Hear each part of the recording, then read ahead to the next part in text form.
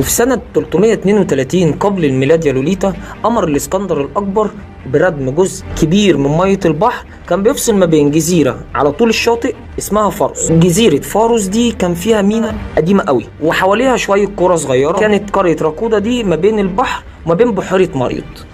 وساعتها مصر كانت تحت الاحتلال الفارسي بعد سقوط الفراعنة والأسرة ال30 سنة 343 قبل الميلاد. من أشهر معالم اسكندرية القديمة مكتبة الاسكندرية، وكان فيها أكتر من 7000 مجلد. منارة الاسكندرية واللي هي اعتبروها من عجائب الدنيا السبعة وقتها، وده كان بسبب ارتفاعها الهائل جدا اللي وصل وقتها ل 120 متر. لكن للأسف اتدمرت المنارة دي سنة 1307 ميلادية.